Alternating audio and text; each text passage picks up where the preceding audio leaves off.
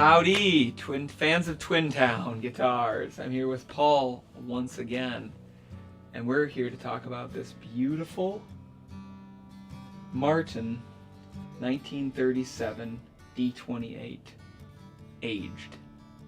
What does that mean, Paul? It means, well, first of all, the authentic is the series that Martin's doing now, and they try to authentically recreate a specific year of the golden age of their manufacturing. And in this case, it's a 1937 D-28, and they've done everything specifically the way it was done in 1937 on a D-28. And the aged part of it is they've actually gone one step further and not made it look like a brand new old Martin D-28. They've ran it through an aging process. Various parts of it have been worked with to recreate the old look and the old sound of a 1937. You can tell there's a lot of delicate work too. We've got some finish cracking up here. We've got pick marks.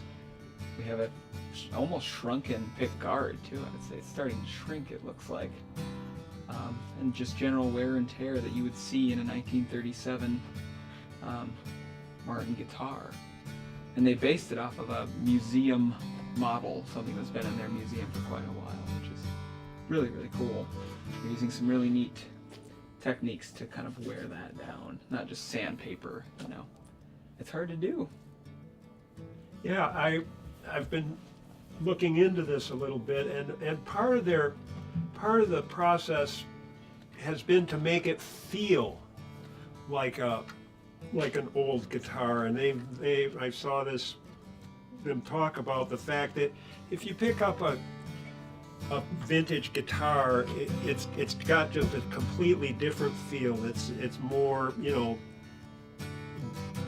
kind of worn in, Right. you know, and so it does have that feel already. The edges are gone, Rounded off and ready to rock. Yeah. It's kind of amazing how they did that. They've explained that they couldn't really approach it like you would with an electric guitar, Right. because you're also dealing with aesthetics here. Aesthetics, and it's a much more sensitive instrument than just an electric. An electric, you can just wear at it and go crazy. But you're right. Yeah, they had to. It's very, very meticulous work. It's a testament to how good it is that I can't keep my hands off. Exactly. It's a fantastic guitar. We've mentioned, I think we mentioned this last time we were together, the fact that it's a Torrefied top, and Right, what that is. Can you explain a little bit about Well, sure, Torrefaction? yeah. So with Torrefaction, they're actually aging the wood to a specific era by heating it up, essentially. It's like almost like microwaving it. It's like slow cooking. Exactly, yeah. Slow roasted guitar. They call it a vintage tone system. They call it VTS. And they actually, with these guitars, they were all Torrefied. The authentic series, the new authentic series, not the aged, were also Torrefied. But with the aged authentic, they actually went, after the guitar was assembled, they went inside through the sound hole and they actually aged. They did the VTS in there as well. They Torrefied the bracing and the inner workings of the guitar just to age it through and through. Because otherwise, you know, how else do you do it? You got to make it work somehow. So yeah. So Cole, you and I have already been asked a couple of times, or asked each other, Right. does it have a truss rod? It does. It has a steel truss rod, believe it or not. We were talking about that as well in post-war, pre-war, during the war. They weren't using the steel. They were using an ebony rod, essentially, to just hold it stiff. Reinforcement. Exactly. So this actually does have a non-adjustable truss rod. I know that sounds scary, but the guitar has a really strong neck, and with that T-style truss rod, it's just a steel rod that just kind of centers down, stops, and it's in there. It's going to hold that neck straight for years and years, and since it's a new guitar too, you won't be getting a neck reset for, I don't know. Well, and the T-bar design itself is from the construction industry, which it makes a piece of steel stronger to have it that T shape where it's flat on top and then vertical and Yeah. flat again. So Yeah. tell us about those cool tuners. So these are super cool. Waverly, the company that has made their tuners, this is the Butterbean knob here. They've made the Martin tuners for, I guess, the whole time.